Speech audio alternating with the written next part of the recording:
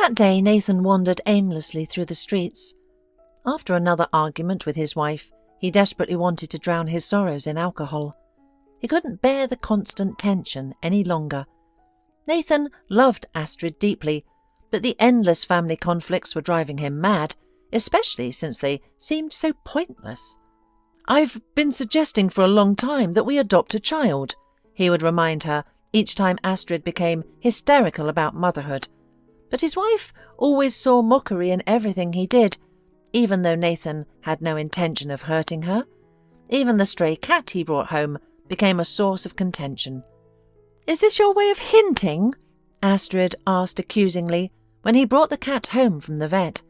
"Oh, I guess. You're saying that since we can't have children, we should at least have a pet. People these days replace children with animals, and you seem fine with that. You don't care that we haven't had kids. You'll probably just find a mistress or leave me when you feel like it. That's your plan. It's so convenient for you." "What are you talking about?" Nathan exclaimed, shocked. He loved Astrid and would never think of leaving her. He couldn't understand what was going on in her mind, especially lately. No matter how hard he tried to calm her down and reason with her, it was futile. Astrid was unable to react rationally to anything. Sometimes Nathan thought she had completely lost her mind and needed to see a therapist, but he was afraid to bring up the subject, knowing her reaction could be unpredictable. Given Astrid's fragile emotional state, which worsened daily, she might have a breakdown and move in with her mother, especially since she had threatened to do so once. "Maybe you don't even need me anymore," Astrid shouted during their argument. "Maybe I should just move in with my mum. Why not? It might be better for both of us. You can find someone who can give you children." Nathan couldn't understand where these terrible thoughts were coming from. He had never given Astrid any reason to doubt him and his feelings. She was so fixated on her inability to have children that it was destroying her. Her mother Ursula didn't support Astrid's behaviour and often scolded her for causing scenes with her husband. "You have such a wonderful man," Ursula used to say, "and you're always picking fights with him. Not every man would put up with this. You need to face the truth. Your character leaves much to be desired. He loves you so much." Of course, Ursula wouldn't refuse her daughter if she wanted to stay with her for a while. However, she tried to influence her and said, "This is unbearable. You're driving yourself to a nervous breakdown and making Nathan miserable. He said he's open to adopting. If you can't have children, you can give a chance to abandoned children to have a normal life. Your family is well off. You have everything you need and more. Why not adopt a boy and a girl from an orphanage? You can raise them as your own and finally have the complete family you've always wanted." But Astrid refused to listen to any of it. Adopt children? The thought baffled her every time her mother and husband brought up the subject. It was beyond comprehension. She wanted to raise her own children, her own flesh and blood, not someone else's offspring with unknown origins. What if they turned out to be sick or worse, burdened with a terrible genetic legacy? What if their parents were alcoholics or addicts? She couldn't bear the thought of battling such a grim inheritance for the rest of her life. No, that was not her story. She was unable to do it. She yearned for her own child, one who would resemble her and Nathan. If it came down to it, she'd rather live childless than raise someone else's child. Nathan was at a loss. He had accompanied his wife to countless doctors, hoping for a positive outcome, but to no avail. Astrid had some health issues, and Nathan himself was no longer in the prime of his health, but none of this seemed to affect their ability to conceive. It was simply not meant to be, and there was nothing they could do about it. And while Nathan was ready to accept their fate, Astrid was not. Her emotional state worsened with each passing day, driving him to the brink of insanity. The man was willing to do anything to see his wife pregnant. But what could he do? Unfortunately, nothing. This sense of helplessness was overwhelming. On the day he decided to take a walk to clear his mind, he had another argument with his wife. Astrid, as had become her habit lately, threw a tantrum over nothing. Nathan couldn't even recall the reason. All he remembered was the barrage of insults and accusations that he could no longer endure. After listening to yet another round of unfounded complaints, Nathan rushed out of the house and went to the nearby park. He desperately needed to be alone, to breathe fresh air and to gather his thoughts. Fortunately, the park was almost empty, except for a boy about 10 years old who seemed to appear out of nowhere. "Sir, I apologise for disturbing you, but could you help me?" Nathan's first instinct was to brush him off. "I don't give alms, and I really don't have any cash with me." It took Nathan a few seconds to emerge from his deep thoughts and notice the boy still standing there. He realised that Jerry wouldn't leave until he got what he needed. Nathan reached into his pocket, but Jerry stopped him. "No, please," Jerry said with a bitter smile. "I don't want money. I need help carrying this bag. Could you help me?" Nathan was so lost in thought that he hadn't noticed the large sack next to the boy, clearly not filled with groceries, but something very heavy. Such bags were typically used on construction sites for hauling debris. Nathan wasn't far from the truth. The bag contained cement, at least 20 kilograms of it. "Where did you get this?" Nathan asked. "Why do you need so much?" "It's not for me," Jerry replied. "It needs to be taken to those cottages over there." Jerry pointed to a construction site beyond the park that had been under development for several months. Nathan himself had considered buying a house there. The location was good and not far from his current residence. But with all his family troubles, Nathan hadn't given much thought to real estate lately. He had put the idea on hold, so to speak. Lately, Nathan hadn't been wanting anything. He was disheartened by the feeling that his life was slowly falling apart. He often wondered why all this was happening to him, never considering that there were people in the world far worse off than him. People like Jerry, for example, who had endured more hardships than Nathan could imagine. Like many orphans, Jerry's life was far from easy. He didn't know whether it was better to live in an orphanage or with a stepfather who, despite living with his late mother for many years, never loved him. Douglas met Jerry's mother, Leilani, several years ago and wasn't bothered by the fact that she already had a son. Leilani was a promising partner with a good salary, her own place and excellent homemaking skills.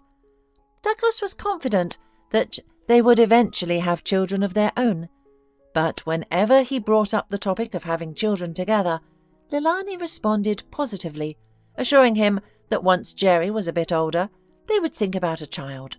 However, years passed and the long-awaited pregnancy never came.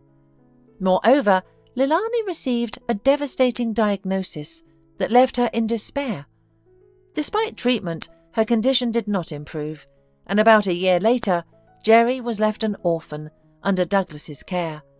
Of course, Douglas was sorry for his late wife, but life went on, and he needed to sort out his personal life.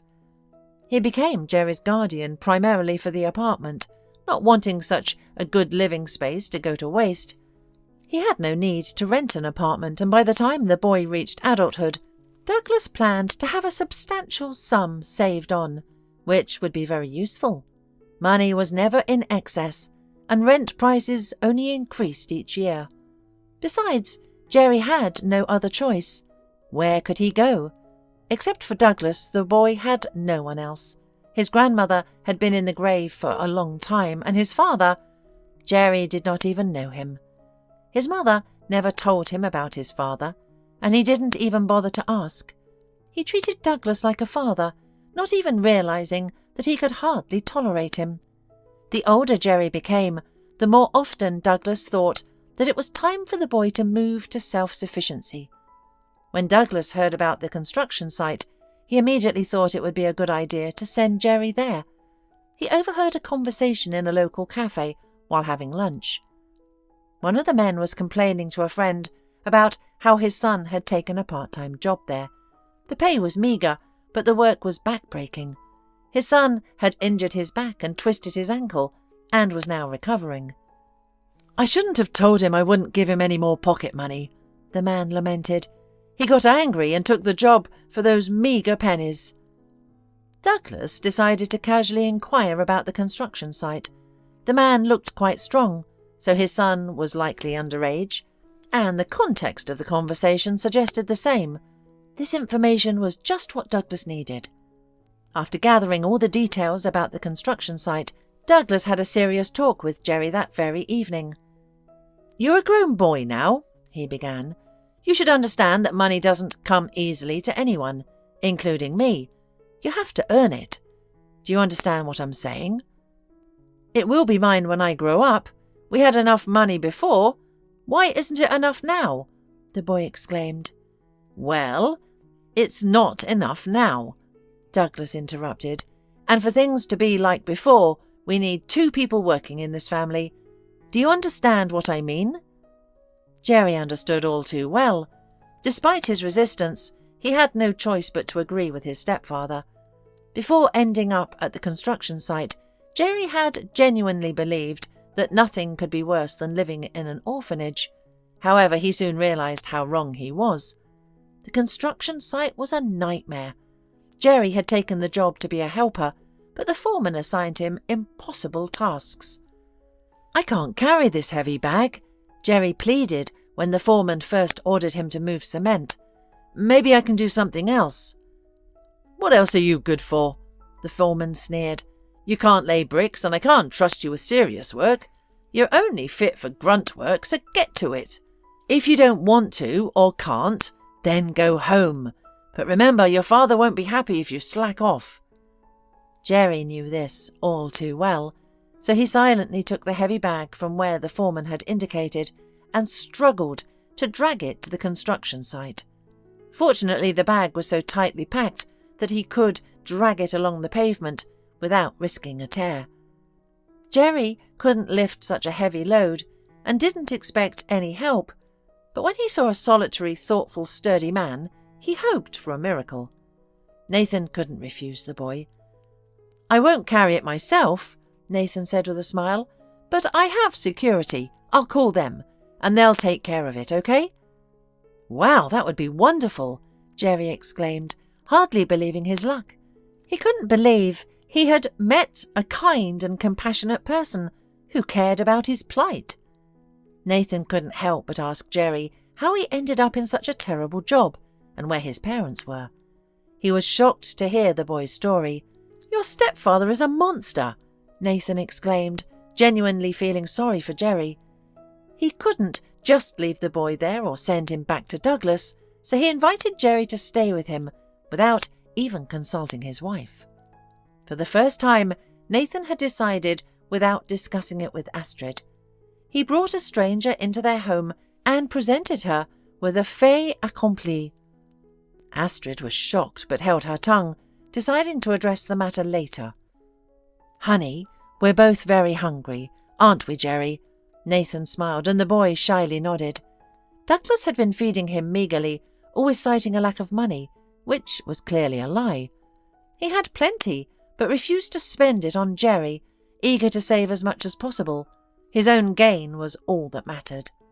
"Anyway, the kid's lucky because he met me," Nathan thought. He was determined to help Jerry, starting with finding his biological father. Nathan understood that adopting Jerry himself was unlikely, as Astrid would never agree. She was clearly unhappy with the boy's presence and would never consider adopting almost a teenager when she didn't even want a baby.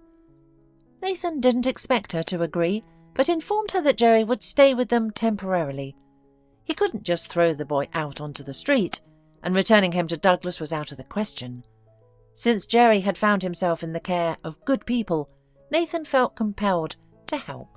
Surprisingly, Astrid didn't object. "What can I say?" she sighed. "Do what you want, it's your house, and you can bring home whoever you like, but there's one big problem. Douglas isn't Jerry's legal guardian. How do you plan to deal with him?" Nathan knew that such small matters couldn't be resolved amicably. Douglas only understood force, and Nathan saw no other way than to confront him with the support of his security team. If Douglas had been a reasonable man, Nathan might have talked to him, but as it stood, he saw only one solution. When Nathan arrived at Douglas's apartment, the neglecting stepfather tried to protest, but fell silent when Nathan threatened to report him for Jerry's working conditions. "Where did you come from anyway?" Douglas sneered. "Some kind of do-gooder, sticking your nose into other people's families?" "I can't help it," Nathan replied. "It's how I was raised. My parents taught me not to ignore others' suffering. I couldn't stand by and watch how you treat the boy. How do you sleep at night?" "That's none of your business," Douglas snapped. "What do you want from me? Do you want me to keep quiet about Jerry's disappearance? Fine, I will. What else do you want?" Nathan saw no point in arguing with Douglas. He left without another word and returned home to find Astrid gone. He didn't bother calling her, knowing she had likely gone to her mother's to discuss the situation. Nathan understood her feelings, but wouldn't be swayed. Helping Jerry was a matter of principle to him. He hoped to find Jerry's biological father, thinking that even if the man had never seen his son, he wouldn't reject him. Perhaps he didn't even know of Jerry's existence and would be happy to learn about him. But soon Nathan discovered the truth about Jerry's father. He was filled with sadness and panic. Nathan now understood why the boy's mother had never spoken about him. He was a man who had hit rock bottom, a hopeless alcoholic, incapable of caring for himself, let alone his son. His only concern was finding money for his next drink. Everything else was irrelevant. Faced with this harsh truth, Nathan found himself in an impossible situation. He felt concerned. On one side, his wife, who would never accept Jerry, and on the other, his duty to a child who deserved a better future. Returning Jerry to his stepfather was out of the question. Nathan would never forgive himself. Sending him to an orphanage was equally unthinkable. He had already given the boy hope for a better life and couldn't take it away. After much thought, Nathan made what he believed was the most important decision of his life. He was a man of resolve, and once he set his mind on something, he saw it through. He informed Astrid of his decision as soon as she returned home. "If you like, you can divorce me," he said heavily. "We can prepare and file the necessary papers in the coming days." "A single man won't be granted custody," Astrid retorted, to which Nathan merely smiled. With his wealth and influence, he knew he could provide for not just one child, but many. The authorities would be glad to see Jerry in such capable hands. Astrid had much to consider. Her mother had already set her straight, reminding her not to lose such a good husband over her foolish fears. "You'd be a fool to lose him over this," she had said. "This boy is a gift from God. Helping him won't bring you any harm, and who knows, maybe God will bless you with a child of your own afterward." Astrid understood she didn't want to lose her husband, which meant she had to accept Jerry and try to be a good mother to him. There was no other way. Over time, Astrid's feelings towards Jerry changed. The boy became truly dear to her. Especially as her husband had been right, Jerry was kind, grateful and obedient. Any mother would be proud to have such a son. Jerry knew that finding a family like this after all he had endured was a blessing he must cherish. His arrival forever changed the lives of Astrid and Nathan. God did bless them with a child of their own, a beautiful daughter they loved dearly. However, the birth was so complicated that Astrid barely survived. They decided not to risk any more, and once their daughter grew older, they decided to give more children a chance at a better life. Throughout their lives, they saved many souls, taking in more than 5 children, all of whom grew into respectable individuals. None of Astrid's fears materialized. The children brought only joy and fulfillment to their lives. Nathan was overjoyed.